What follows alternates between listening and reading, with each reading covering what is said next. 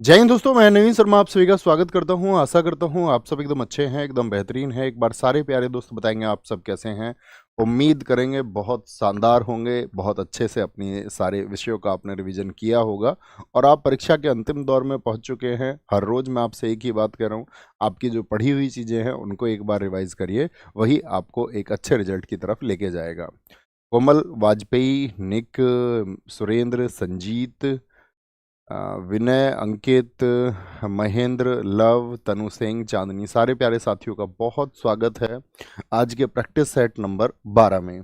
आज का पहला प्रश्न है, आर के बीजापुरे निम्नलिखित में से कौन सा संगीत वाद्य यंत्र बजाते थे, यानी उनका संबंध कौन से म्यूजिकल इंस्ट्रूमेंट से है, ये आपको बताना है। तो क्या आंसर कहेंगे? हारमोनियम से उनका संबंध है। जी भैया, एकदम से सही बात हो जाएगी, हारमोनियम।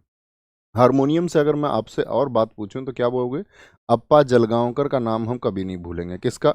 अप्पा जलगांवकर का। और साथ में एक व्यक्ति और आते हैं आपका, तुलसीदास बोरकर।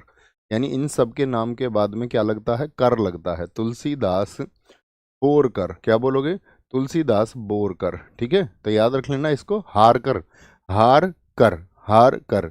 तो कर से याद रख लेना, आर के बीजापुरे। घटम के बहुत महत्वपूर्ण नाम है। घटम के बताइए आपको। टी एच विनयाक्रम का नाम नहीं भूलेंगे कभी भी। टी एच विनयाक्रम का नाम आप नहीं भूलेंगे। और ई एम सुब्रमण्यम का नाम भी नहीं भूलना। E M Subramaniam, E M Subramaniam का नाम भी नहीं भूलना है। रावण हत्ता। पखावज बताइए, पखावज से कौन कौन जुड़े हुए हैं आपका? तोताराम शर्मा। पंख किसके होते हैं? तोते के। तोताराम शर्मा। तोता कहाँ बैठ जाता है? डाल पर। तो डालचंद शर्मा। क्या बोलोगे? डालचंद शर्मा, डालचंद शर्मा। ये किससे जुड़े हुए हैं? ये पखावज से जुड़े हुए हैं, पखावज से। ठाकुर लक्ष्मण सिंह किससे जुड़े हुए हैं बताइए? ठाकुर लक्ष्मण सिंह किससे जुड़े हुए हैं? ठाकुर लक्ष्मण सिंह ये पखावज से जुड़े हुए हैं।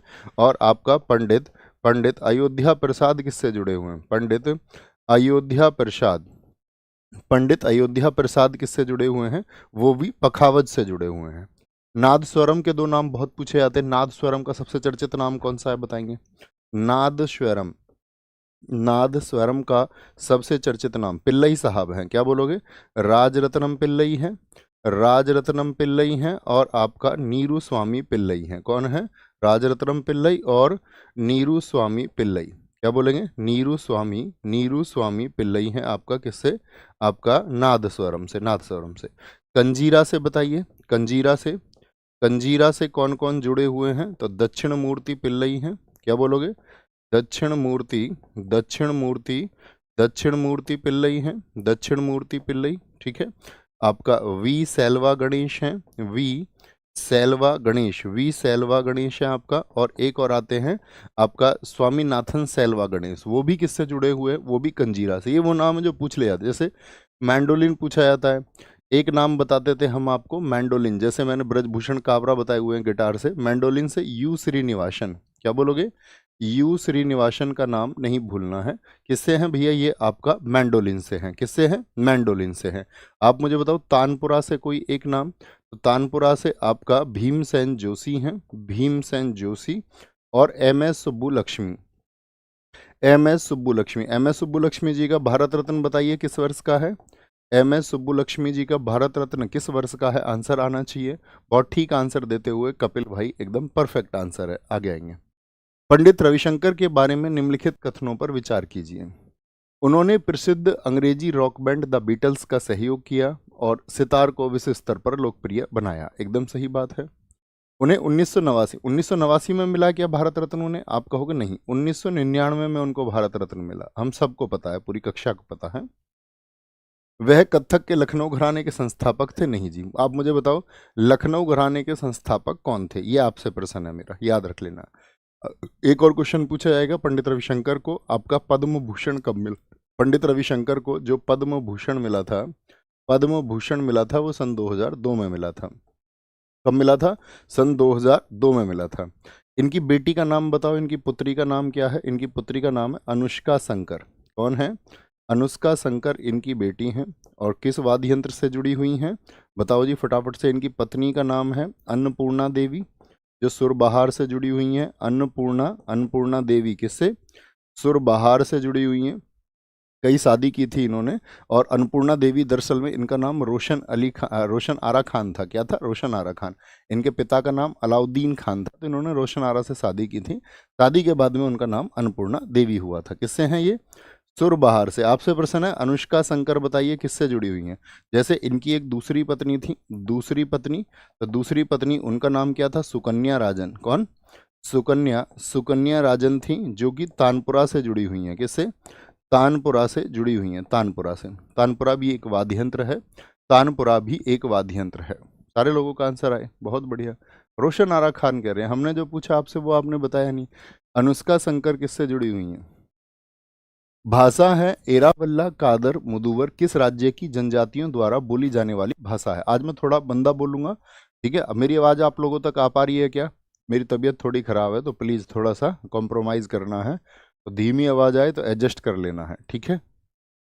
सारे लोग आंसर करें, सारे लोग आंसर करें फटाफट से, फटाफट से।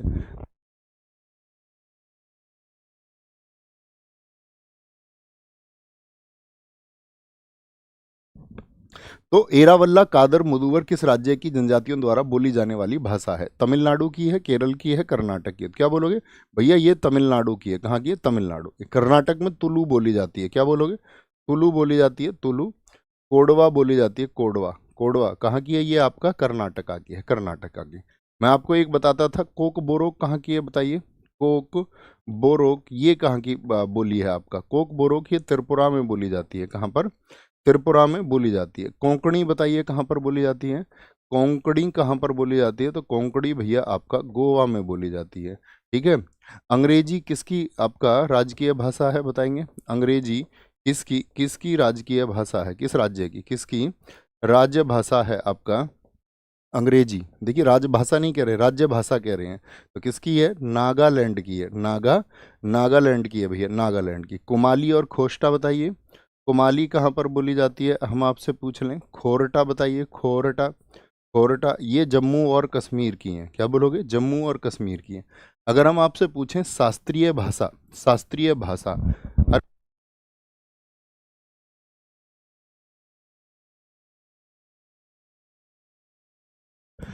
शास्त्रीय भाषा, अगर क्लासिकल लैंग्वेज की हम बात करते हैं, शास्त्रीय भाषा की बात करते हैं, तो मुझे बताइए शास्त्रीय भाषा कुल कितनी है? शास्त्रीय भाषा भैया कुल 11 हैं। कितनी है? कुल 11।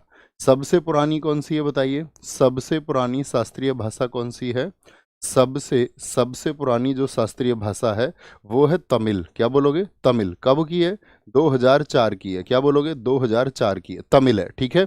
तमिल। संस्कृत, संस्कृत दूसरी पुरानी है, संस्कृत, क्योंकि ये 2005 में शुरू हुई थी, 2005 में शुरू हुई थी।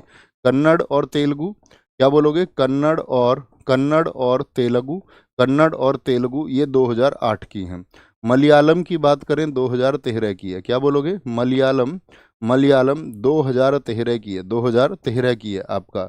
उड़िया की बात करें, उड़िया आपका 2014 की है। कहाँ की है? 2014 की है। 2024 में आप जानते हैं 5 नई शास्त्रीय भाषाओं को जोड़ा गया था। 5 नई शास्त्रीय भाषाओं को जोड़ा गया था, बताएंगे जी एक बार। 5 नई शास्त्रीय भाषाओं को जोड़ा गया था। कौन कौन सी 5 नई शास्त्रीय भाषाएं थी? 2024 में 5 नई शास्त्रीय भाषाएं जोड़ी गई। 5 नई शास्त्रीय भाषाएं कौन कौन सी हैं जी? 5 नई शास्त्रीय भाषाएं, जिसमें एक तो आपका पाली थी। पाली कौन से धर्म के द्वारा बोली जाती है? बौद्ध धर्म के द्वारा बोली जाती है। मराठी थी, जैन धर्म की प्राकृत थी। क्या बोलोगे? जैन धर्म की प्राकृत थी आपका। असम की असमिया थी, और बंगाल की बंगाली थी। क्या बोलोगे? बंगाली। ये 5 और जोड़ी गई, इस तरह से ये 11 बनी। क्या बोलेंगे? ये आपका 11 बनी, 11 बनी, 11 बनी है। कौन सा भारतीय राज्य बौद्ध गुफा मंदिरों का घर है जिन्हें बराबर गुफाओं, केव्स के नाम से जाना जाता है? केव्स के नाम से जाना जाता है, बोलेंगे भी फटाफट से। भैया एक बार रविशंकर जी का पद्म भूषण चेक करिए, पद्म भूषण चेक करिए। क्या है पद्म भूषण में? हमने लिखा पंडित रविशंकर, उनको 1989 में भारत रत्न, 1999 में भारत रत्न मिला। Padma Bhushan, Padma Bhushan 1999, 2002, sorry sorry sorry sorry, Bharat Ratna के बाद में तो पद्म भूषण नहीं देंगे, पद्म भूषण पहले मिला होगा। ये तो कॉमन सी बात हो गई। ये मुझे क्लिक कैसे किया फिर? क्योंकि सब सर्वोच्च सम्मान ही भारत रत्न है, इसके बाद में डिमोशन नहीं करते हैं ऐसे, और अन्य वो सम्मान नहीं देते हैं, तो ये पहले मिला है। आपका ये मुझे क्लिक क्यों किया, पंडित रविशंकर जी को 1960, उन्होंने एल्बम कब लिखी थी आपका, एल्बम लिखी थी, एल्बम आ गई उनकी 1967। इनको जो पद्म भूषण मिला है, पद्म विभूषण इनको मिला था 1981 में, पद्म भूषण मिला था इनको 1967 में, 1967 में। बाद में कोई मतलब नहीं होता उसका, जो सिविलियन अवार्ड है उसमें अगर छोटा पुरस्कार है वो बाद में नहीं दिया जाएगा। रियली सॉरी, एक बार थम्स अप करें जी भैया, हम इसको एडिट कर चुके हैं। कौन सा भारतीय राज्य है जो बौद्ध गुफा मंदिरों का घर है, जिन्हें बराबर गुफाओं के नाम से जाना जाता है? तो बौद्ध गुफाएं, जो बराबर गुफाएं, ये कहाँ पर हैं? ये बिहार में है। कहाँ पर है? बिहार में है। और बिहार में आप जानते हैं इनको सुदामा गुफा, लोमस ऋषि के नाम पर, सुदामा के नाम पर, किनके नाम पर? सुदामा के नाम पर, सुदामा के नाम पर, डुगरेश्वरी के नाम पर। आप मुझे बताओ, बराबर गुफा होगी, बाघ गुफाएं कहाँ पर है? बाघ, क्या बोलोगे? बाघ गुफा कहाँ पर है? बाघ गुफा और भीमबेटका की गुफाएं, ये कहाँ पर है? बाघ और भीमबेटका की गुफाएं, तो आप बोलोगे ये आपका भैया मध्य प्रदेश में है। कहाँ पर है? मध्य प्रदेश में। अजंता बताओ कहाँ पर है? अजंता, इनकी गुफाएं कितनी है टोटल? अजंता की गुफाओं की संख्या कितनी है टोटल? 29 है। एलोरा गुफाओं की संख्या कुल कितनी है? एलोरा गुफाएं 34 हैं कुल आपका। और आपका एलिफेंटा की कुल गुफाएं कितनी है? वो 7 हैं। ये सब है कहाँ पर? एलिफेंटा की 7 गुफाएं, तो ये भैया महाराष्ट्र के संभाजी नगर में है, जिसका पुराना नाम क्या हुआ करता था? क्या बोलेंगे? क्या बोलेंगे? जिसका पुराना नाम क्या हुआ करता था? तो पुराना नाम आप कहेंगे भैया वो हुआ करता था आपका औरंगाबाद। क्या होता था? औरंगाबाद होता था। ठीक है, औरंगाबाद होता था। एडक्कल गुफाएं बताइए क्या? एडक्कल गुफाएं, एडक्कल गुफाएं क्या बोलेंगे जी? एडक्कल गुफाएं ये आपका केरला की हैं। कहाँ की हैं? केरला की हैं। इर्रावरम गुफाएं बताओ, बोर्रा गुफाएं बताओ कहाँ पर है? बोर्रा गुफाएं, इर्रावरम गुफाएं बताओ, इर्रावरम गुफाएं ये कहाँ की हैं आपका? इर्रावरम गुफाएं हैं आपका, और यहीं पर आती हैं बोर्रा गुफाएं। क्या होती हैं? बोर्रा गुफाएं। उदावल्ली गुफाएं आती हैं, उदानवल्ली भी उनको कहा जाता है। तो ये आंध्रा की गुफाएं हैं। कहाँ पर? ये भैया आंध्र प्रदेश की गुफाएं हैं, आंध्र प्रदेश की। बादामी की गुफाएं बताओ भारत में किस राज्य में है? बादामी की गुफाएं, बादामी की गुफाएं हैं आपका कर्नाटका में। कहाँ पर? कर्नाटका में। वराहा गुफा कहाँ पर है आपका, बताएंगे? तो वराहा जो गुफाएं हैं ये तमिलनाडु में है। जोगी मारा गुफाएं कहाँ पर हैं? क्या बोलोगे? जोगी मारा गुफाएं कहाँ पर हैं? तो जोगी मारा है आपका छत्तीसगढ़ में। कहाँ पर? छत्तीसगढ़ में जोगी मारा। ताबो गुफाएं कहाँ पर हैं? ताबो गुफाएं कहाँ पर हैं? वो हिमाचल प्रदेश में है। कहाँ पर हैं? हिमाचल प्रदेश में है ताबो गुफाएं। ठीक है, बोलेंगे भी फटाफट से बोलेंगे भी फटाफट से, कोई दिक्कत, कोई परेशानी? ओलंपिक खेलों के प्रथम शीतकालीन संस्करण का आयोजन किस वर्ष में किया गया था? क्या कह रहे थे हमारे साथी, दिखाएंगे? कुछ लिखा था उन्होंने अभी, खो दिया, चलिए ढूंढ के दिखाओ। ओलंपिक खेलों के प्रथम शीतकालीन संस्करण का आयोजन किस वर्ष में किया गया था? पहले शीतकालीन खेल कब हुए थे? ये मंथन भाई कह रहे हैं, गुरुजी आपने जो नायक और नायक 2.0 कराया था, तब आपने ये बोला था कि ये क्लास कर लो तो इतना स्कोर हो जाएगा कि जितना कोई और करेगा उससे कम नहीं होगा, आप उससे ज़्यादा ही हो सकते हैं। ये सीरीज जब से चली है तब से आपने एक बार भी नहीं बोला। देखिए, जो छोटी सीरीज होती हैं उन पर मैं इस तरह की टिप्पणी नहीं कर सकता हूँ। आप जानते हो, यदि आप मेरे छात्र रहे हैं तो हम झूठ से बचने का प्रयास करते हैं। तो नायक और नायक 2.0 वो एक लार्ज सीरीज थी। दिल्ली पुलिस आप जानते हैं हम 1 दिसंबर से शुरू कर रहे थे, लेकिन एग्जाम डेट पहले आ गई, तो वो 15 दिन का ही टाइम इसमें मिला। तो किसी छोटी सीरीज के लिए इस तरह की टिप्पणी मैं करके आपको बहकाऊं तो कोई फायदा नहीं है। और अगर आपने नायक और नायक 2.0 को कर लिया था, ठीक है, ऐसे कितने साथी थे जिन्होंने किया होगा? जैसे मैं अभी भी देख रहा था, एक साथी हमारा सीपीओ के क्वेश्चन के लिए लिख रहे थे, तो मैं आपको ये वादा जरूर दिलाता हूँ कि ये आपका एक रिवीजन हो रहा होगा। और जिनका नायक 2.0 और नायक कंप्लीट था यूट्यूब से प्रैक्टिस सेट, तो उनके लिए जो मैं क्वेश्चन आज पूछता हूँ बड़े कॉमन से क्वेश्चन होंगे, वो इन पर्सनों को शायद उड़ा देते होंगे, है ना? तो मूर्ख प्राणी जैसे प्रश्न नहीं करने हैं, है ना? आगे आएंगे। डरता है पेपर देख के, पूरी साल तैयारी करता है और लास्ट में पेपर के टाइम पर डरता है। एक शायरी सुनाता हूं तुम्हें। क्यों डरता है तू अंधेरे से, क्यों डरता है तू अंधेरे से, उठ उठ रोशनी ला और इस अंधेरे को चीर कर रख दे। वो एक स्पार्क आपके अंदर होना चाहिए। आएंगे आगे। ओलंपिक खेलों के प्रथम शीतकालीन संस्करण तो कब का है? 1924 का। कहां पर हुआ था? सैमोनिक्स फ्रांस में। क्या बोलोगे?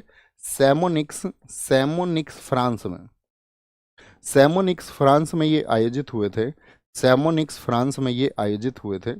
और इनका जो 2026 में अभी आयोजन हुआ बताएंगे, जो आपका विंटर ओलंपिक थे 2026 में जो आयोजन हुआ, नहीं होगा आयोजन, ये कहाँ पर होगा, ये मिलान शहर में होगा। मिलान जो कोरोना की वजह से बहुत पैंडेमिक के टाइम पर बहुत आपका चर्चित रहा था, मिलान शहर, मिलान शहर, ठीक है।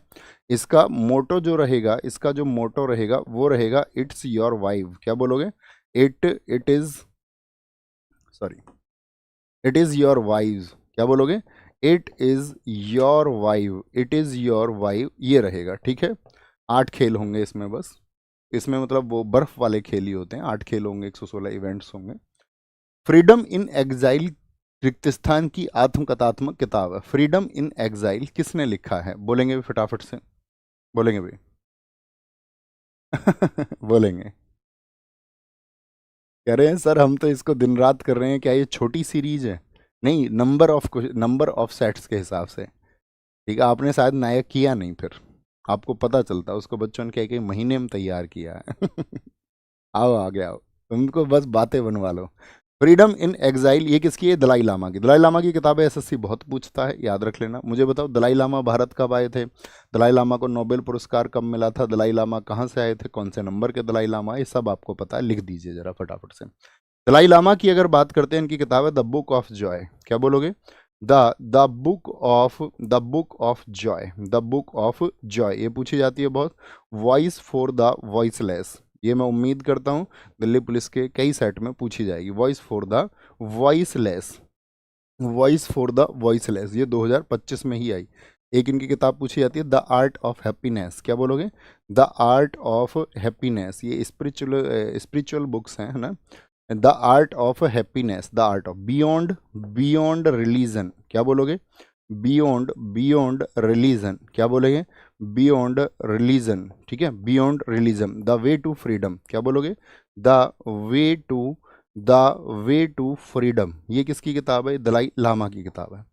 ऐसे ही अरविंदो घोष की सबसे चर्चित किताब कौन सी है, बताइए जरा मुझे। अरविंदो घोष, अरविंदो घोष ने कौन सी किताब लिखी है, अरविंदो घोष ने कौन सी किताब लिखी है, ठीक है। औराविले आश्रम में रहते थे। The life divine. क्या बोलोगे, बहुत पूछी जाती है द लाइफ डिवाइन, एसएससी बहुत पूछता है इसको। द लाइफ डिवाइन किसकी बुक है। एक इनकी किताब है आपका द हाउस फॉर, नहीं वो द हाउस फॉर द, अभी मैं भूल रहा हूँ उसको। एक इनकी किताब द ह्यूमन साइकिल। क्या बोलोगे, the human cycle, the human cycle इन्हीं की बुक है, द ह्यूमन साइकिल। एक किताब हम आपसे पूछेंगे लाइफ ऑफ पाई किसकी है, लाइफ ऑफ पाई, ये विश्व चर्चित एक पुस्तक है, यान मार्टेल की है। किसकी है, यान मार्टेल की बुक है, यान मार्टेल की। इंडिया आफ्टर गांधी बताओ किसकी है, इंडिया आफ्टर गांधी, ये किसकी बुक है, इंडिया आफ्टर गांधी।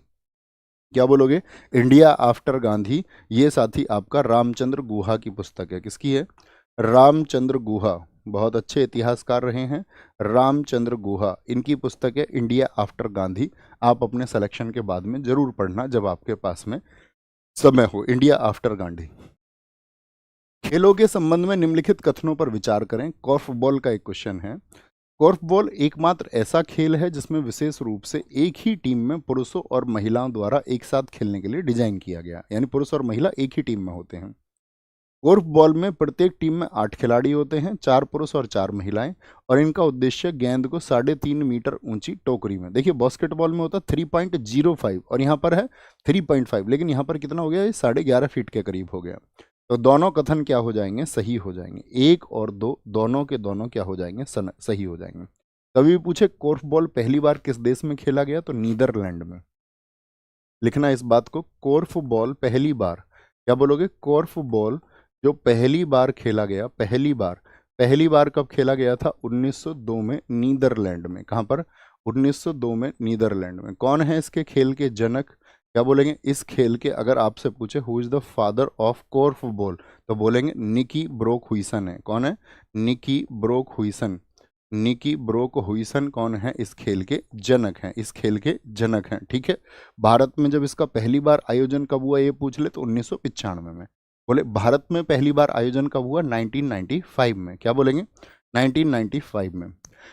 1953 में पहला पिछड़ा वर्ग आयोग रिक्त स्थान की अध्यक्षता में नियुक्त किया गया था। ठीक है, पिछड़ा वर्ग नियुक्त किया गया था पहला 19, तो काका कालेलकर जी की अध्यक्षता में इसको नियुक्त किया गया था। किसकी? काका कालेलकर जी की। ये बहुत इंपॉर्टेंट डेट है इसकी, 29 जनवरी 1953। क्या बोलोगे? 29 जनवरी 1953। इसको बोलते हैं NCBC, national commission for backward class, national commission for backward class. दूसरा बीपी मंडल जी की अध्यक्षता में, कब? 1970 में। 1970 में बीपी मंडल आयोग, ये दूसरा आयोग था। क्या था ये भैया दूसरा आयोग था। क्या बोलेंगे? ये एक संवैधानिक निकाय है, और इसका जो अगर मैं आपसे पूछूं, जो एनसीबीसी है उसका वर्तमान स्वरूप कब आया था? वर्तमान स्वरूप आया इसका 14 अगस्त 1993 को, 14 अगस्त 1993 को। और इसको जो संवैधानिक दर्जा कब प्राप्त हुआ था? कॉन्स्टिट्यूशनल स्टेटस कब मिला इसको? तो इसको जो संवैधानिक दर्जा मिला, वो संवैधानिक दर्जा इसको मिला 102वें संविधान संशोधन 2018 में। 2018 में जो एनसीबीसी होता है, national commission for backward class, इसकी जो रिपोर्ट जाती है, वो रिपोर्ट किसके लिए जाती है बोलेंगे? इसकी जो रिपोर्ट जाती है, रिपोर्ट वो राष्ट्रपति को जाती है। किसको? राष्ट्रपति को इसकी रिपोर्ट जाती है। किसको? राष्ट्रपति को जाती है इसकी रिपोर्ट। ठीक है, और इसका हेडक्वार्टर कहाँ पर है? हेडक्वार्टर है इसका नई दिल्ली में। क्या बोलोगे? हेडक्वार्टर है इसका साथी आपका नई दिल्ली में, इसका हेडक्वार्टर है। कितने वर्ष का कार्यकाल होता है इस आयोग का? तो कार्यकाल इसका होता है 3 वर्ष का। क्या बोलेंगे? 3 वर्ष का कार्यकाल होता है। यह किसके अधिकार क्षेत्र में आता है, यानी कि किस मंत्रालय के अधीन? अधिकार क्षेत्र जो है इसका, अधिकार क्षेत्र वो है आपका सामाजिक न्याय और आधिकारिकता मंत्रालय। सामाजिक न्याय और आधिकारिकता मंत्रालय के अधीन है ये। आधिकारिकता मंत्रालय के अधीन ये आता है, आधिकारिक मंत्रालय के अधीन आता है। किस आर्टिकल में इसकी बात की गई है? तो आपको पता होगा आर्टिकल 338 बी। इसमें क्या की गई है? ये किससे है? जो सामाजिक और शैक्षणिक रूप से पिछड़ा वर्ग हो गया है, उसकी बात की गई है आर्टिकल 338 बी में।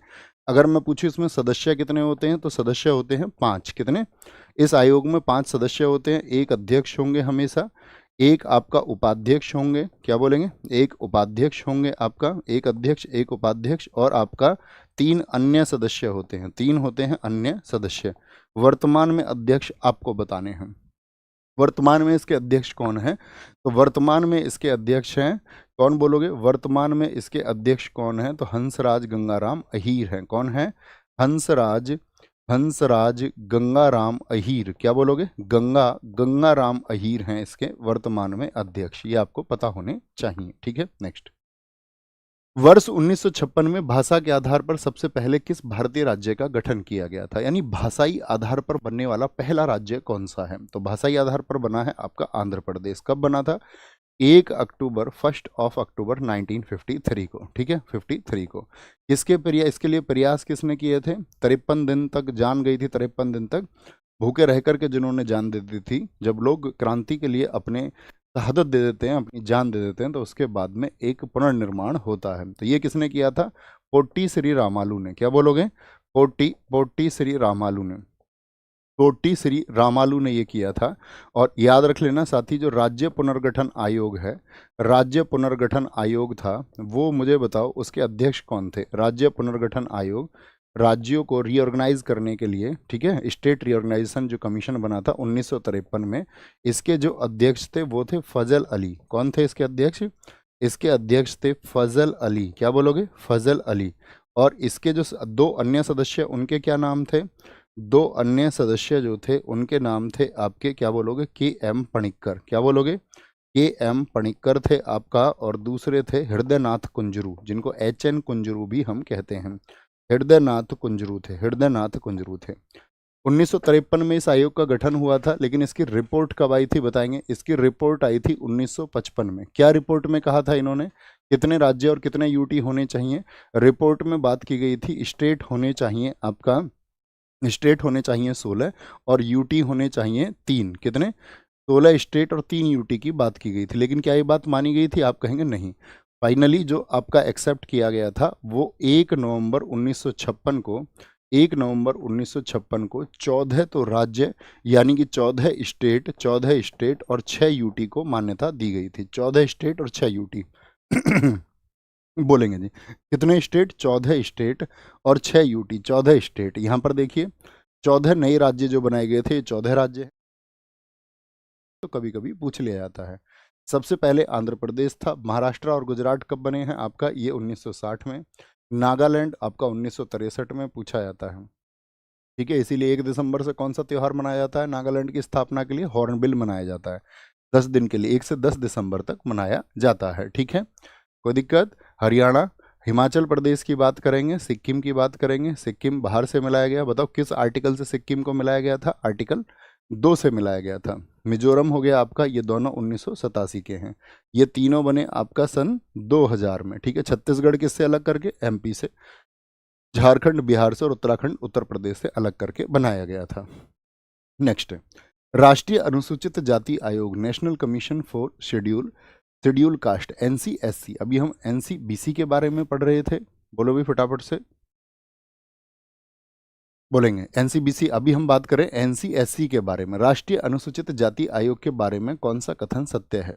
यह अनुसूचित जातियों के लिए प्रदान किए गए सुरक्षा उपायों में सभी मामलों की जांच और निगरानी करता है। यानी कि ऐसे जो एससी से रिलेटेड कोई भी साथी आपका मैटर होगा उसको इन्वेस्टिगेट करता है ये आपका।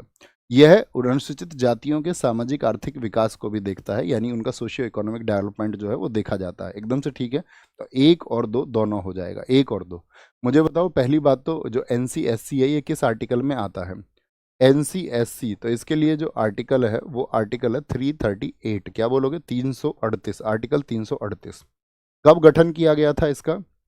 National commission for schedule caste की अगर हम बात करते हैं, इसका जो साथी आपका गठन किया गया था वो गठन किया गया था आपका 89वें संविधान संशोधन, कॉन्स्टिट्यूशनल अमेंडमेंट 2003 से। कब इसको फॉर्म किया गया? 2003 में।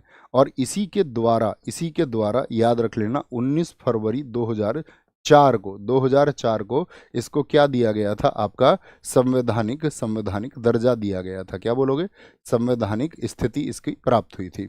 और 2004 में होने के बाद में मुझे बताओ इसके जो पहले अध्यक्ष बने थे, यानी इसके जो प्रथम अध्यक्ष थे वो कौन थे? 2004 में इसके प्रथम अध्यक्ष कौन बने थे? तो सूरज भान बने थे। और वर्तमान में कौन है? सूरज भान। वर्तमान में अध्यक्ष बताओ कौन है? वर्तमान में जो इसके अध्यक्ष हैं वो है श्री किशोर मकवाना। कौन है? श्री किशोर मकवाना। आपको पता होगा साथी, जब आप पढ़ते होंगे पॉलिटी को, कि 1978 में एक ही आयोग था आपका एससी एंड एसटी के लिए। क्या था? 1978 में एक ही था, लेकिन 2004 में क्या हुआ आपका? इसको अलग अलग कर दिया गया, यानी NCSC, national commission for schedule class, और आपको शेड्यूल कास्ट, और आपका national commission for schedule tribe, ancestry और एनसीएससी, ये अलग अलग कर दिए गए थे। बोलेंगे कोई दिक्कत, कोई परेशानी? आगे आएंगे नेक्स्ट। पहला अनुसूचित क्षेत्र और अनुसूचित जनजाति आयोग जो ढेबर आयोग था, किस अनुच्छेद के तहत गठित किया गया था? अनुसूचित और अनुसूचित जनजाति आयोग जो इकट्ठा गठित किया गया था वो 338 नहीं, 338A के तहत किया गया था। क्या बोलोगे? 338A के तहत किया गया था। सेम वही है इसका भी। इसकी भी जो नियुक्ति होगी वो कौन करता है बताओ? इसकी भी जो नियुक्ति होगी वो राष्ट्रपति द्वारा होगी। सेम कार्यकाल 3 वर्षों का होगा। सदस्य इसमें भी 5 होंगे, लेकिन जो आपका इसमें क्या होता है, एक अध्यक्ष होंगे, एक उपाध्यक्ष होंगे, आपका एक उपाध्यक्ष होंगे और 3 अन्य सदस्य होंगे। लेकिन इन 3 अन्य में क्या बात है? 3 अन्य में क्या बात है आपका? इसमें एक महिला भी होनी चाहिए। कार्यकाल इसका भी 3 वर्ष ही होता है। कार्यकाल कितना होता है इसका भी? 3 वर्ष ही होता है। 3 वर्ष, 3 वर्ष। ठीक है, वर्तमान में कौन है इसके अध्यक्ष बताएंगे? 2004 से आप लोगों को बताना है, बताइए फटाफट से। आगे आएंगे। बहुत बढ़िया बात, बहुत बढ़िया सर। भूलना मत, आप वादा किए हैं आप मुझसे कि हाथ मिलाएंगे कलेक्शन के बाद में। सनी देवल बोल रहे हैं सर। सनी देवल ही नाम है तुम्हारा? मुझे आपके हाथ से एक घड़ी चाहिए गिफ्ट के रूप में, समय देखने के लिए। और हम तुमको नहीं मिले तो? तुम हमको ढूंढो और हम तुम्हें नहीं मिले, कैसे ढूंढोगे ये बताओ? बहुत गहरी बात है, इसको सोचना। राष्ट्रीय महिला आयोग, national commission for women, NCW इसको बोलते हैं। एनसीडब्ल्यू इसको बोलते हैं। कह रहे कि घड़ी देखने के लिए, समय देखने के लिए घड़ी चाहिए उनको। तो घड़ी होती ही समय देखने के लिए। ऐसा कोई व्यक्ति है क्या जो आपका शकल देखने के लिए घड़ी लेता हो? चेहरा देखने के लिए, वो समय देखने के लिए ही होती है। चलिए आओ, तुम मुझे गरीब बना दो। भारतीय महिला आयोग का प्रथम पुरुष सदस्य कौन बना? पुरुष सदस्य कौन बने? आपके आलोक रावत बने, आलोक रावत। इसकी जो स्थापना हुई थी वो हुई थी 31 जनवरी 1992 को, 1992 को। लेकिन कभी भी पूछे इसका एक्ट कब आया था? 1990 में आया था। सदस्य इसमें कितने होते हैं भैया? एक अध्यक्ष होते हैं इसमें, एक अध्यक्ष होते हैं और 5 अन्य सदस्य होंगे। क्या होंगे? 5 अन्य होंगे। लेकिन याद रख लेना, जैसे वहाँ आपका एक महिला होनी जरूरी थी, इसीलिए यहाँ पर एक सदस्य एससी या एसटी से होना जरूरी है। कार्यकाल इनका भी 3 वर्ष होता है। कार्यकाल कितना होता है साथी? आपका कार्यकाल 3 वर्ष होता है। याद रख लेना, पहली पहली अध्यक्ष कौन थी भारतीय महिला आयोग की? पहली अध्यक्ष कौन थी? पहली अध्यक्ष कौन थी महिला आयोग की? तो पहली अध्यक्ष थी जयंती पटनायक। क्या बोलोगे? जयंती पटनायक पहली अध्यक्ष थी, या पहली अध्यक्षा थी आपका महिला आयोग की। वर्तमान में कौन है? वर्तमान में तो आप जानते ही होंगे, करंट अफेयर्स में आप पढ़ते होंगे। क्या बोलेंगे? श्रीमती विजया किशोर रहाटकर हैं, श्रीमती विजया किशोर रहाटकर। क्या बोलोगे? विजया किशोर, यही नाम याद रख लीजिए, काफी होगा। विजया किशोर रहाटकर। क्या बोलेंगे? विजया किशोर रहाटकर हो जाएगा। ओके, नेक्स्ट आगे आएंगे। भारतीय राष्ट्रीय ध्वज जो तिरंगा है, भीकाजी कामा द्वारा रिक्त स्थान में फहराया गया था। रिक्त स्थान में फहराया गया था, बताएंगे कब फहराया गया था? भीकाजी कामा द्वारा रिक्त स्थान में फहराया गया था। लंदन में, पोलैंड में, रूस में, या फिर जर्मनी में? जर्मनी में। मुझे बताओ, हमारे जो तिरंगा झंडा है उसका डिजाइन किसने बनाया था? बोलेंगे भी फटाफट से, क्या बोलेंगे? झंडा किसके द्वारा? तो जर्मनी 1907। क्या बोलेंगे? जर्मनी 1907 में। और ये ध्वज बनाया था, ये ध्वज बनाया था, क्या बोलेंगे? 3:2 के डिजाइन में। क्या? ध्वज 3:2 के डिजाइन में, ठीक है। और जो ये डिजाइन बनाया था, ये किसने बनाया था? डिजाइन बनाया था आपका, ये बोलेंगे पिंगली वेंकैया ने। क्या बोलोगे? पिंगली वेंकैया ने। क्या बोलोगे? पिंगली वेंकैया ने इसको बनाया था। लेकिन संविधान सभा ने इसको कब बनाया था? संविधान सभा द्वारा इसको कब अपनाया गया था? बनाया नहीं, अपनाया गया था। तो संविधान सभा ने इसको अपनाया है आपका 22 जुलाई 1947 को। क्या बोलोगे? 22 जुलाई 1947 को इसको अपनाया था। अच्छा मुझे बताओ, जो फ्लैग कोड है, राष्ट्रीय ध्वज संहिता है, वो कब की है? जो फ्लैग कोड था आपका, नेशनल फ्लैग कोड, राष्ट्रीय ध्वज संहिता किस वर्ष में आई थी? राष्ट्रीय ध्वज संहिता ये साथी आपका सन 2002 की है। क्या बोलोगे? और राष्ट्रीय गौरव जो आपका अपमान, राष्ट्रीय गौरव अपमान निवारण अधिनियम, वो कब का है? राष्ट्रीय गौरव अपमान निवारण अधिनियम, यानी कि आप जैसे कि फ्लैग का आप जो है उसको निरादर नहीं कर सकते हैं, तो उस सबसे फ्लैग को बचाने के लिए वो कब आया था? 1971 में। क्या बोलेंगे? 1971 में। लिखें, क्या दिखा रहे हैं ऊपर? सीपीओ लिखाओ। 1971 में। बहुत बढ़ेंगे। ओके ओके, कोई दिक्कत नहीं, ये होता है यस धामा, ये कई बार होता है साथी। वो जरूरी नहीं है, एग्जामिनर ऐसे नहीं देता आपको कि भैया इस सब्जेक्ट के इतने क्वेश्चन हम पूछेंगे जरूर, वो कभी नहीं कहता है। कभी भी कोई सिलेबस आता है तो कहता है एग्जामिनर कि भैया इस सब्जेक्ट से इतने ही क्वेश्चन हम पूछेंगे। तो कभी किसी सब्जेक्ट से कम हो सकते हैं, कभी हो सकता है एग्जामिनर ना दे, किसी से ज़्यादा पूछ ले, वो अपनी उनकी मर्जी है जो पेपर सेट कर रहे हैं, ठीक है। आगे आएंगे इसको। अलीपुर बम कांड, निम्नलिखित में से कौन अलीपुर बम कांड में शामिल था? तो कौन था आपका? अरविंदो घोष। अलीपुर बम कांड बोल दें, या फिर इसी को कहा जाता है मणिकोटला बम कांड। मणिकोटला बम कांड, इसके तहत किसकी मणिकोटला बम कांड, इसके तहत किसको मारा गया था?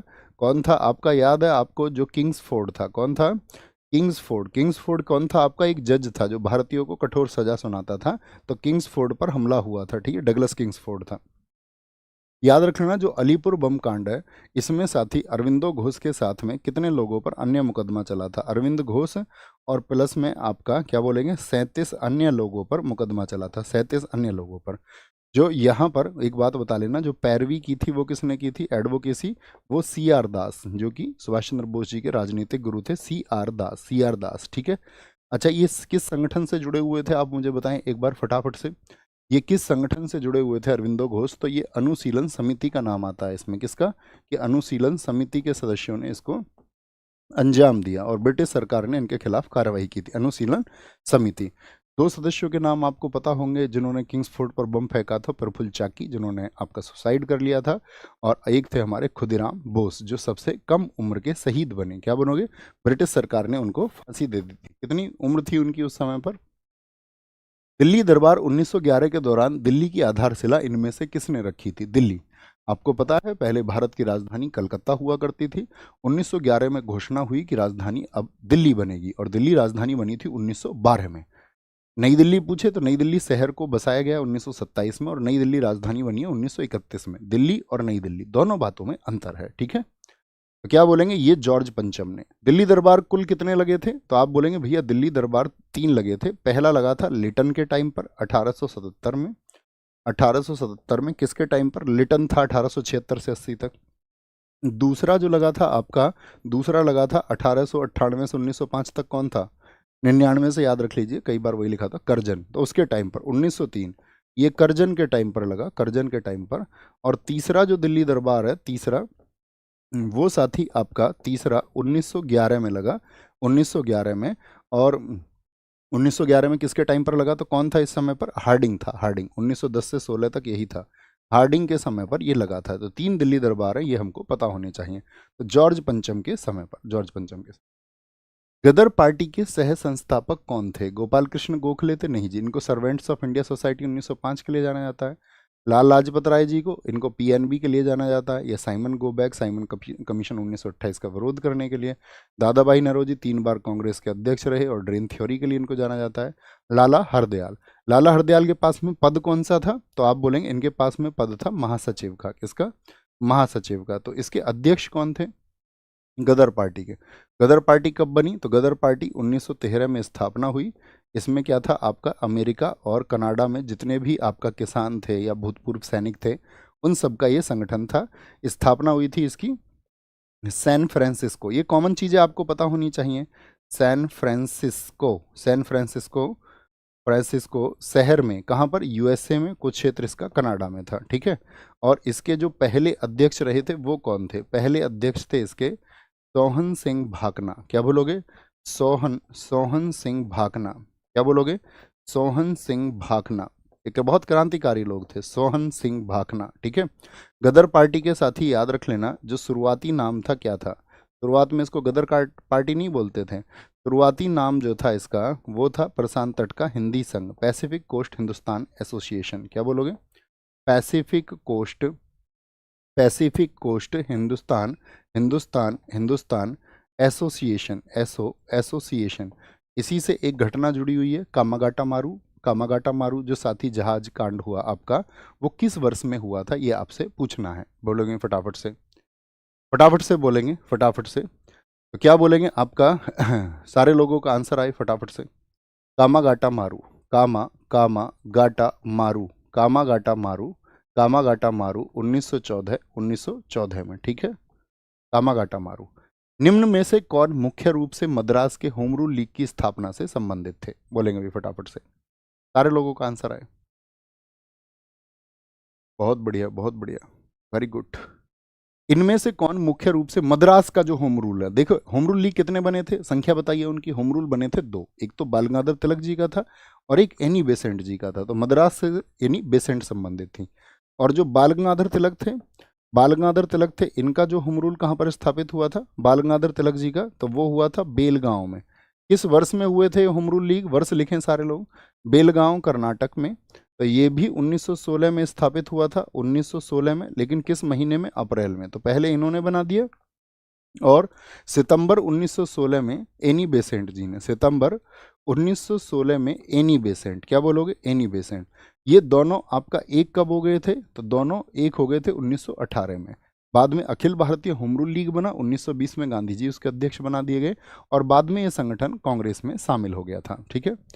जो एनी बेसेंट है, इनकी 2 मैगजीन पूछी जाती हैं। दोनों मैगजीन के नाम बताओ जो इन्होंने आपका किसके लिए? होम रूल के लिए लिखी थी। एक तो थी कॉमनवील, क्या बोलोगे? कॉमनवील। और दूसरी थी आपका न्यू इंडिया। क्या बोलोगे? न्यू इंडिया मैगजीन इनकी थी, न्यू इंडिया। तिलक साहब की मैगजीन के नाम बताओ। बाल गंगाधर तिलक, इनकी मैगजीन तो सब जानते हैं, बुक बताओ इनकी। इनकी जो बुक थी वो थी आपकी गीता रहस्य। क्या बोलोगे? गीता, गीता रहस्य बुक को इन्होंने लिखा था जब मांडली जेल में थे। एक इनकी बुक है the Arctic home in Vedas, the Arctic home in Vedas, Arctic home in Vedas. दोनों क्वेश्चन भी आपको बताने हैं। एक तो मुझे बताओ कि एनी बेसेंट आप सब जानते हैं 1917 में कांग्रेस की अध्यक्ष बनी थी और पहली महिला अध्यक्ष थी ये। मुझे बताओ बाल गंगाधर तिलक किस वर्ष में कांग्रेस के अध्यक्ष बने थे? बाल गंगाधर तिलक जी किस वर्ष में कांग्रेस के अध्यक्ष बने थे? ऑप्शन सी देख रहे होंगे, मातंगनी हजारा, इनको बूढ़ी गांधी कहा जाता है। किनको? बूढ़ी गांधी के नाम से किनको जाना जाता है? बूढ़ी गांधी के नाम से मातंगनी हजारा को। वेस्ट बंगाल में ये जन्मी थी और अंग्रेजों से इन्होंने लड़ाई लड़ी थी। किस समय पर ये बहुत चर्चित रही? भारत छोड़ो आंदोलन के समय पर, भारत छोड़ो आंदोलन। बोलेंगे जी किस वर्ष में? 1917 लिख दिया है किसी ने, तो याद रखना तिलक साहब जो थे वो कभी भी कांग्रेस के अध्यक्ष नहीं बने थे। तो पूछा जाता है निम्नलिखित में से कौन कभी कांग्रेस का अध्यक्ष नहीं बना? अतिरिक्त बातें कोई ना करें, मेरी रिक्वेस्ट है आप सबसे। कई साथी कि अगर हम किसी की बात का जवाब दे देते हैं तो आप लोग बहुत सारे सवाल पूछने लग जाते हैं, बहुत सारे। कुछ दिन बाद किससे पूछोगे सवाल? तो इसीलिए फोकस रखो, फोकस आपका यहाँ पर। निम्नलिखित नहरों में से कौन अटलांटिक और प्रशांत महासागरों को जोड़ती है? कौन जोड़ती है? स्वेज नहर जोड़ती है, स्वेज या पनामा नहर। तो क्या बोलेंगे? पनामा नहर जोड़ती है, पनामा नहर। ठीक है, अटलांटिक और प्रशांत महासागर को। स्वेज, स्वेज किसको जोड़ती है? लाल सागर और भूमध्य सागर। क्या बोलेंगे? लाल सागर और भूमध्य सागर। क्या बोलेंगे? लाल सागर और भूमध्य सागर को ये जोड़ती है, लाल सागर और भूमध्य सागर को। कील नहर, कील नहर क्या बोलेंगे? उत्तरी सागर और बाल्टिक सागर को जोड़ती है, उत्तरी सागर और बाल्टिक सागर को जोड़ती है। क्या बोलेंगे? उत्तरी सागर और बाल्टी सागर को जोड़ती है। वेलेंड नहर ये साथी ईरी और ओरेंटियो झील के मध्य है। ईरी प्लस आपका ओंटो, क्या बोलते हैं उसको? ऑन्टोरियो, ओरेंटियो नहीं, ऑन्टोरियो, ऑन्टोरियो लेक के मध्य, झील के मध्य ये स्थित है, झील के मध्य स्थित है। ठीक है, झील के मध्य स्थित है। ये देखिए यहाँ पर आपका कुछ नहरों के नाम दिए गए हैं, जिसमें सू नहर इंपॉर्टेंट है, कील नहर इंपॉर्टेंट है, उत्तरी सागर नहर इंपॉर्टेंट है, स्वेज नहर, पनामा नहर इंपॉर्टेंट है। ठीक है, ये नहर दी हुई है और ये किसको किससे जोड़ने का काम करती हैं, इसका एक स्क्रीनशॉट आप रख लेंगे, एक स्क्रीनशॉट आप रख लेंगे। Okay, next. चक्रवात बताए गए हैं, लिस्ट 1 को लिस्ट 2 से सुमेलित कीजिए और नीचे दिए गए कूट से सही उत्तर चुनिए। बेजियो, बेजियो कहाँ पर है साथी आपका? बोलेंगे जी बेजियो कहाँ पर है? तो बेजियो आप कहोगे भैया ये फिलीपींस में चलने वाले चक्रवात हैं। हरिकेन आपका यूएसए में चलने वाले अनुपात वो सॉरी चक्रवात हैं। टाइफून चाइना के हैं और विली विली आपका साथी ऑस्ट्रेलिया के हैं। कहाँ के हैं? ऑस्ट्रेलिया के हैं। तो बोलेंगे आपका 3-4-2-1 हो जाएगा, 3-4-2-1, 3-4-2-1, ऑप्शन बी एकदम से सही हो जाएगा। टार्नेडो वैली कहाँ पर है साथी आप बताएं मुझे फटाफट से, जहाँ पर टार्नेडो चक्रवात चलते हैं। Tornado valley, tornado valley, tornado valley चक्रवात कहाँ के हैं? ये आपका यूएसए के हैं, यूएसए। ठीक है, और खाली अगर मैं बोल दूं आपसे चक्रवात नाम कहाँ पर है? चक्रवात तो अपने देश भारत में। क्या बोलेंगे? बोलेंगे भी फटाफट से, क्या बोलेंगे? जो आपका आप कहेंगे जो चक्रवात नाम है वो भारत से लिया गया है। क्या बोलेंगे? भारत से लिया गया है। ठीक है, निम्नलिखित में से कौन शीतोष्ण घास के मैदान, देखिए करंट अफेयर्स में एक टॉपिक होता है, आप सबको पता होगा, रिसेंट में कौन सा चक्रवात कहाँ पैदा हुआ, उसका नामकरण किसने किया है। ये करंट अफेयर्स में आप एक टॉपिक पढ़ते हैं तो उसको जरूर पढ़ के जाना। थम्स अप करके बताएंगे, थम्स अप करके सारे लोग मुझे बताएं कि आप वो पढ़ चुके हैं। ठीक है, और जरूर पढ़ के आप जाएंगे। निम्नलिखित में से कौन शीतोष्ण घास के मैदान नहीं है? जो सादी टेम्परेस ग्रासलैंड्स जहाँ पर जो आपका किस में नहीं पाए जाते? साउदर्न हेमिस्फेयर में, दक्षिण गोलार्ध में नहीं पाए जाते। तो डाउन्स कहाँ पर है? डाउन्स ऑस्ट्रेलिया में, ये तो बिल्कुल साथी आपका साउदर्न हेमिस्फेयर दक्षिण गोलार्ध है, दक्षिण गोलार्ध है। पंपाज की अगर बात करते हैं अर्जेंटीना में, ये भी दक्षिणी गोलार्ध में पड़ता है आपका। क्या बोलोगे? अर्जेंटीना, वेल्ड्स नहीं होता, वेल्ड होगा, वेल्ड, वेल्ड्स होगा, वेल्ड्स, वेल्ड्स। वेल्ड्स कहाँ के हैं आपका साथी? ये आपका अफ्रीका के, अफ्रीका के भी कौन से हिस्से में? दक्षिण अफ्रीका में, साउथ, साउथ अफ्रीका में ये स्थित हैं। लेकिन प्रेरीज कहाँ के हैं? ये यूएसए के हैं। कहाँ पर? यूएसए और कनाडा में। क्या यूएसए और कनाडा आपका दक्षिणी गोलार्ध में आपको होगा? नहीं, उत्तरी गोलार्ध में, उत्तरी गोलार्ध में। अच्छा, जैसे उष्ण उष्ण कटिबंधीय घास के मैदान कहे जाते हैं, उष्ण कटिबंधीय। सवाना कहाँ पर है? सवाना, सवाना ये अफ्रीका के हैं, अफ्रीका के हैं। ठीक है। कंपास घास के मैदान कहाँ पर हैं? कंपास कंपास घास के मैदान वो आपका ब्राज़ील के हैं, ब्राज़ील के। लानोज बताओ, लानोज घास के मैदान कहाँ पर हैं? लानोज घास के मैदान वो वेनेजुएला में है। कहाँ पर है? वेनेजुएला में। वेनेजुएला में। एक आपसे क्वेश्चन पूछेंगे, मुझे बताओ जो पुस्ताज घास के मैदान है वो कहाँ पर है? पुस्ताज, पुस्ताज, उस्ताज नहीं, पुस्ताज घास के मैदान कहाँ पर है? पुस्ताज।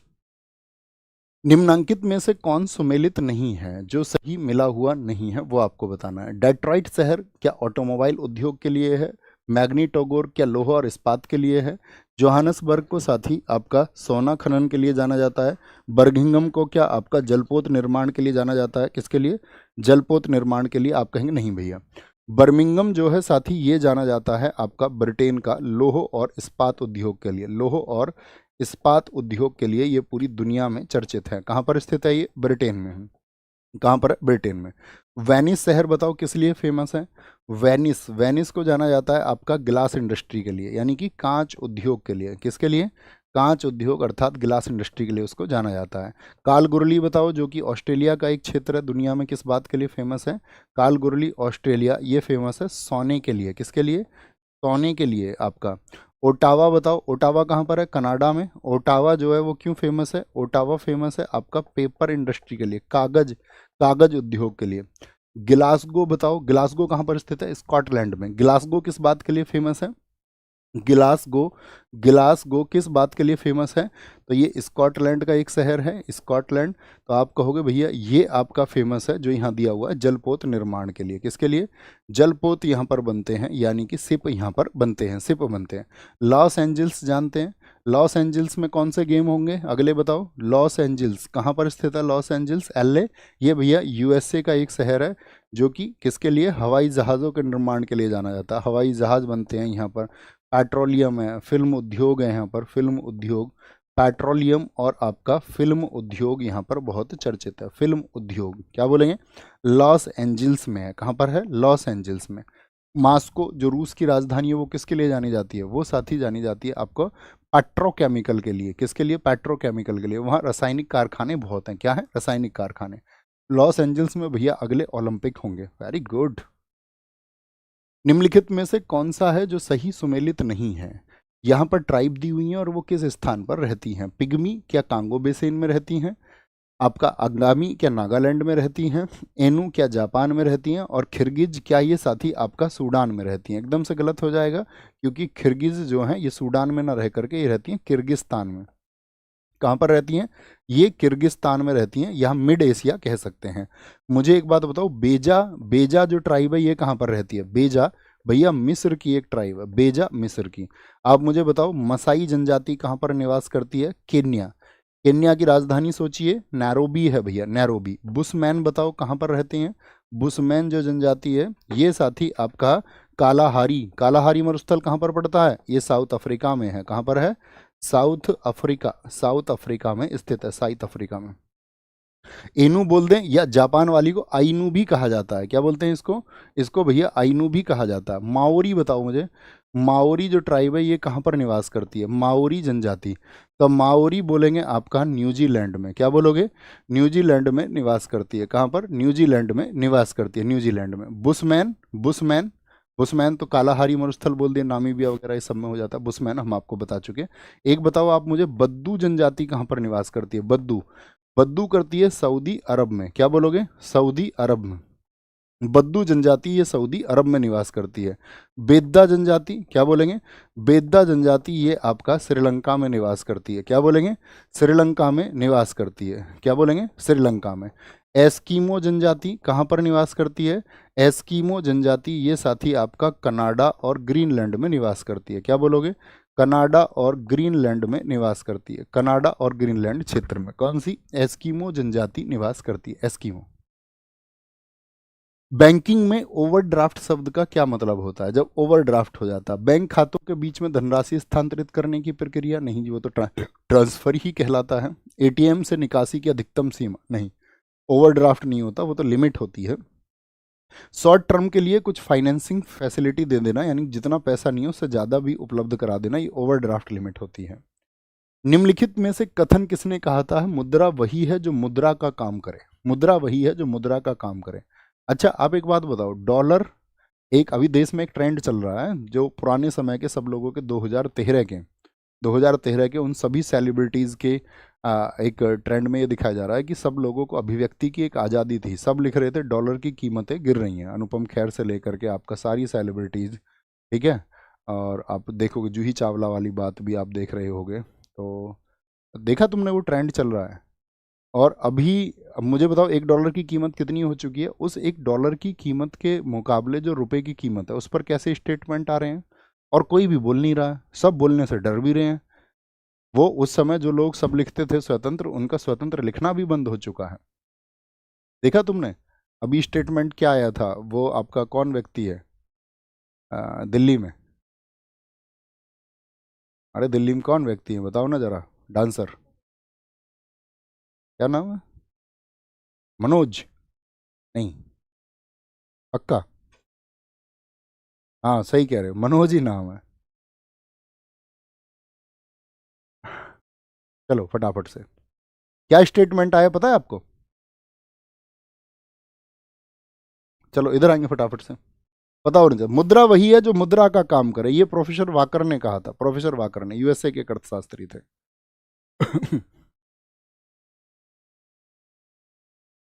भैया गुनाहों का देवता कह रहे हैं, रिंकिया के पापा बोले हैं डॉलर कितना ही महंगा हो जाए हमें क्या, हमारी करेंसी तो रुपया है, हम तो जेब में रुपया लेके घूमते हैं, तुम्हें डॉलर से क्या मतलब है बताओ?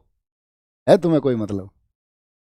नहीं होना चाहिए ना तुम्हें कोई मतलब, जब तुम्हारी जेब में क्या डॉलर है, तुम्हारी जेब में रुपया है। बताओ तुम उसकी बात क्यों कर रहे हो डॉलर की? आपकी जेब में विकास है तो क्यों बातें कर रहे हो आप विकास की, जब आपकी जेब में विकास नहीं है?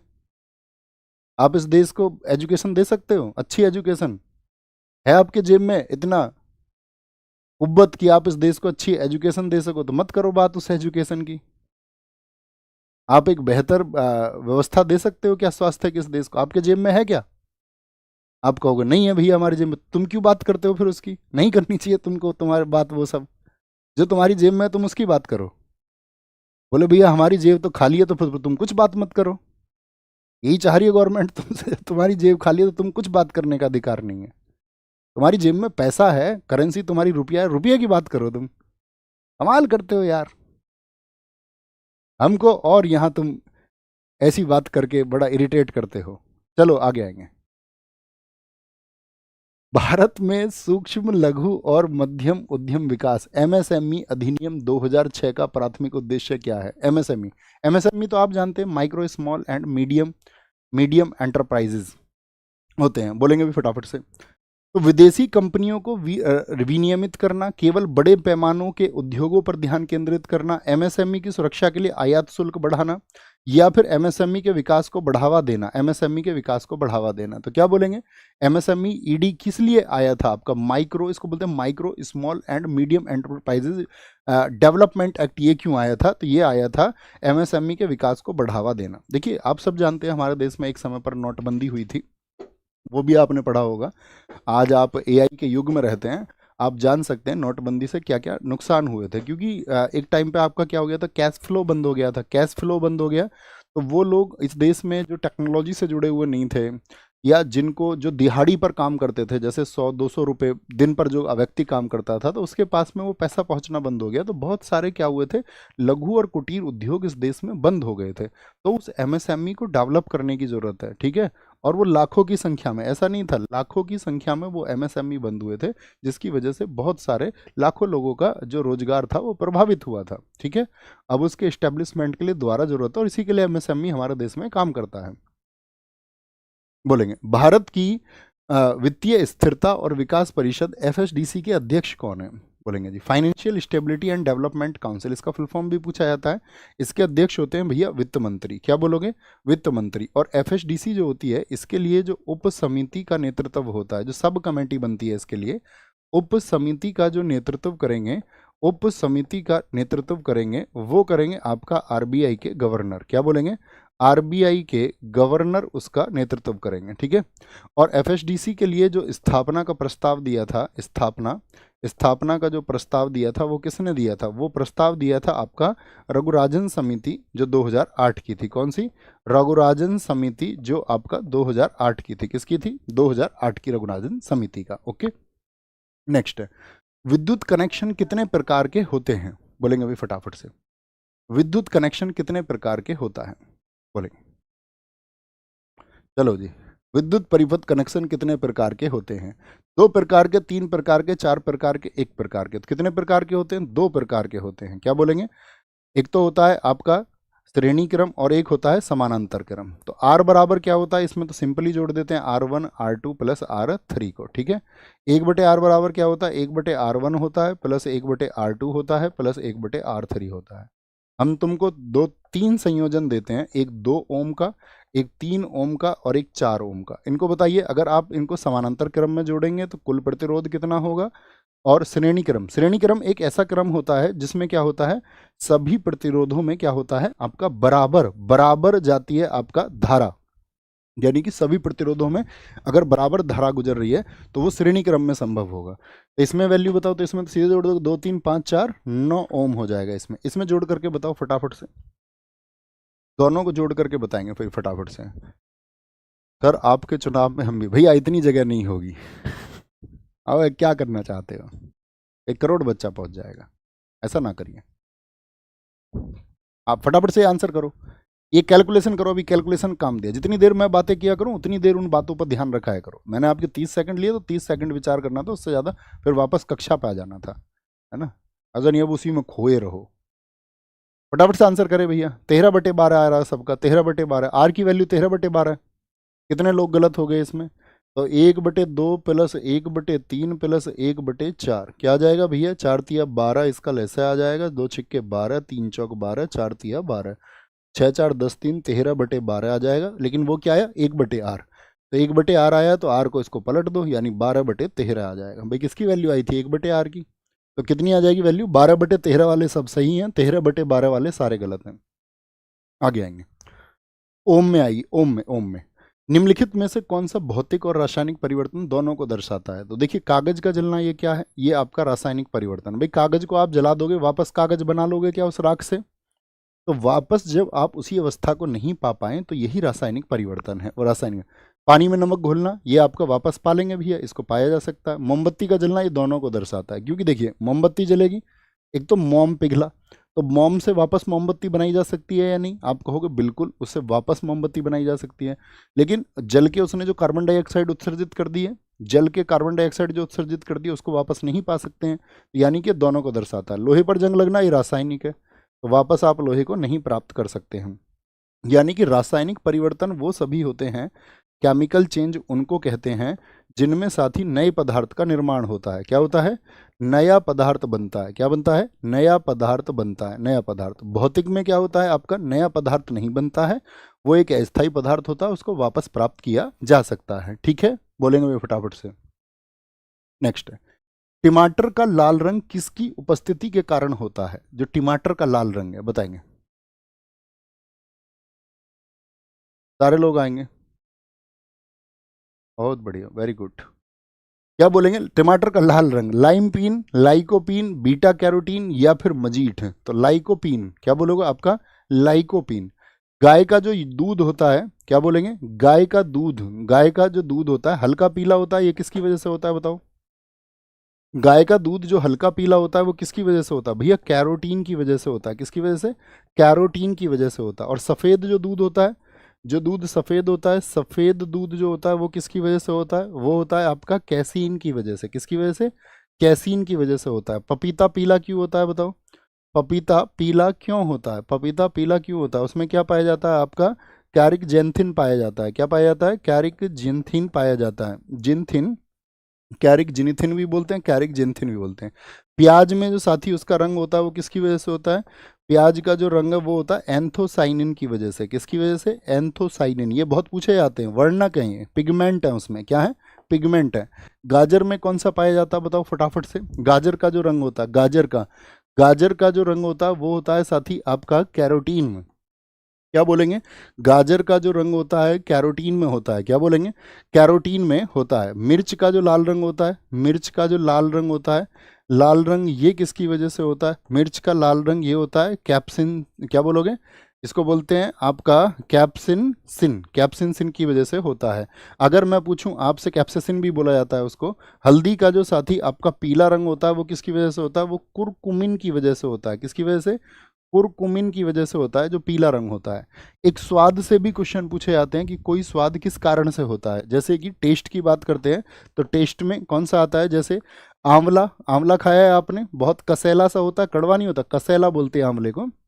आंवले का जो कसैलापन होता है वो किसकी वजह से होता है?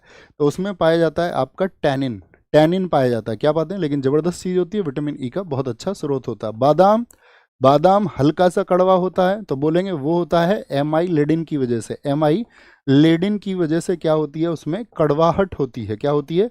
कड़वाहट होती है, कड़वाहट होती है। मिर्च का जो तीखापन होता है वो किसकी वजह से होता है? मिर्च तीखी लगती है, हाँ भैया। मिर्च का जो तीखापन है वो किसकी वजह से होता है? तो तीखापन होता है आपका कैप्सेसिन की वजह से। क्या बोलोगे? कैप्सेसिन की वजह से। अगर मैं पूछूं आपसे, जो खीरे में खीरा कड़वा होता है, नहीं होता? हाँ जी भैया। खीरे की जो कड़वाहट है वो क्यों होती है? तो खीरे की कड़वाहट होती है कुकुरबिटेसिन के कारण। किसके कारण? कुकुरबिटेसिन के कारण होती है, कुकुरबिटेसिन के कारण। करेला कड़वा होता है, करेला कड़वा, बताओ जरा, करेला जो कड़वा होता है वो क्यों होता है? तो करेले की जो कड़वाहट है, करेला जो कड़वा होता है वो किसकी वजह से होता है? मैमोरडिकोसाइट की वजह से होता है। क्या बोलोगे? मैमोरडिकोसाइट की वजह से होता है, मैमोरडिकोसाइट की वजह से। तो कई बार ये जो आपका मतलब आपका पिगमेंट्स हैं और जो स्वाद के कारण है, तो वो सब इसके रीजन होते हैं, रीजन होते हैं। जल से भय किस रोग का लक्षण है? Phobia, polio. जल से आदमी जो डरने लगता है, आपने देखी होगी, कौन सी मूवी है वो आपका, क्या बोलते हैं उसको, शुभम भाई बताओ ना। अरे जिसमें राजपाल यादव की चोटी है, भूल भुलैया। तो पानी से नहीं डरता है उसमें, पानी। क्या बोलोगे? रेबीज की वजह से। रेबीज होता है आपका कुत्ता काट ले, बंदर काट ले, भेड़िया काट जाए आपको, ठीक है, नहीं आपको नहीं काटे, सॉरी, लोमड़ी काट जाए आपको, नहीं है आपको, मतलब किसी को भी काट जाए तो उसको होने के चांसेस होता है, ठीक है। तो रेबीज होगा। जल से भय। अब मुझे तुम बताओ, अंधेरे से भय, अंधेरे से भय, अंधेरे से भय, अंधेरे से जो भय होगा साथी, उसको क्या बोलते हैं? उसको बोलते हैं निक्टोफोबिया। निक्टोफोबिया, जो अंधेरे से डरता है, अंधेरे से डरता है, निक्टोफोबिया। आपको क्वेश्चन बताना, रेबीज में कौन सा तंत्र प्रभावित होता है? मैंने इसी कक्षा में आपको बताया था। आग से जो भय होता है, आग से जो भय होगा, जो लोग आग से डरते हैं, पायर बोलते हैं आग को, पायरोफोबिया होता है। क्या होता है? पायरोफोबिया होता है। जानवरों से जो डर होता है, जानवरों से डरता है, लड़कियां बहुत डरती हैं, तो उसको बोलते हैं जूफोफोबिया। क्या? जूफोफोबिया। कोई कोई आदमी बोलने से ही डरता है, चुप रहता है। बोलने से भय, बोलने से जो भय है वो लालोफोबिया। क्या बोलेंगे? लालोफोबिया होता है, लालोफोबिया, लालोफोबिया। विष, जहर से जो लोग डरते हैं, डरना भी चाहिए भैया। ईओफोबिया, क्या बोलेंगे उसको? उसको ईओफोबिया बोलते हैं। बहुत सारे लोग सार्वजनिक जगह पर बोल ही नहीं सकते हैं, लोगों के सामने माइक नहीं पकड़ सकते हैं, तो सार्वजनिक बोलने से जो डर लगता है, ये मैक्सिमम के अंदर होता है। ये बस प्रैक्टिस की बात होती है और कुछ नहीं। ग्लोसोफोबिया, सबको डर लगता है शुरुआत में, ग्लोसोफोबिया। कुत्तों से जो भय लगता है, क्या बोलोगे? कुत्तों से जो भय लगता है, कुत्तों से भय, वो बोलेंगे आपका साइनोफोबिया। क्या बोलोगे? Sinophobia, Sinophobia. क्या बोलेंगे आपसे? साइनोफेबिया बोलेंगे। कोई दिक्कत, कोई परेशानी? ये आपके लिए होमवर्क है। बेहद ऊंचाई से डर लगना, जब बहुत ऊंचाई से आप डरने लग जाएं तो उसको क्या कहते हैं? बोले भी फटाफट से। बहुत शानदार, बहुत शानदार। Very good. सुनिए कुछ, अपने हक की जीत को तो किसी की भीख ना बना। आप महसूस करना, आप तैयारी कर रहे हैं, आप मेहनत कर रहे हैं, तो आपके हिस्से में जीत आनी चाहिए, ये आप डिजर्व करते हैं। अगर आपने सच में मेहनत की है, एक तो ये है कि नहीं जी मेहनत उतनी नहीं की, बस ठीक है काम चलाओ, बाकी चीज़ों पर भी ध्यान दिया था, लेकिन बहुत सारे ऐसे रहे होंगे जिसने अपने जीवन निर्माण के लिए, अपने भविष्य को बेहतर बनाने के लिए खुद को वहाँ पर डुबोया होगा, बाकी सारी चीज़ें खोई होंगी उस एक चीज़ को प्राप्त करने के लिए। तो अपने हक की जीत को तू किसी की भीख ना बना, मेहनत की आग में खुद को तपाकर सोना बना। जो रातें जाग कर तूने ख्वाबों को पाला है, वही ख्वाब एक दिन तेरे नाम का उजाला होगा। ये बात आप याद रख लेना, ठीक है। वही ख्वाब एक दिन तेरे नाम का उजाला होगा, क्योंकि उसी ड्रीम को लेकर के आपको जीना है। ठीक है, मैं आपको हमेशा समझाता था मैनिफेस्टेशन।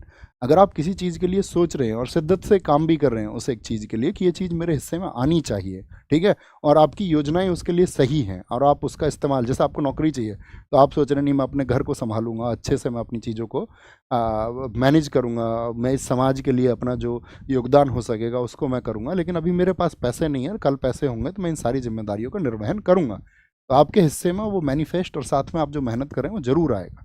हर कोई व्यक्ति करता, मैं भी मैनिफेस्टेशन कर रहा हूँ कि कुछ ज़रूरत नहीं थी, आप सब जानते हैं कुछ एक चीज़ को जिसको मैं करना चाहता हूँ, कोई आवश्यकता नहीं थी, हम सुबह बोलते थे शाम तक लाखों छात्र सुनते थे, ठीक है। और अभी मैं खुद को सीमित कर रहा हूँ। सीमित का मतलब है कि एक बस सीमित क्षेत्र तक, शायद बहुत सारे लोग बहुत बाहर के लोग मुझे भूल जाएंगे, लेकिन मैं चाहता हूँ कि जहाँ मेरा जन्म हुआ उस सीमित क्षेत्र के लिए मैं काम करूँ, उस प्रकृति के लिए मैं काम करूँ।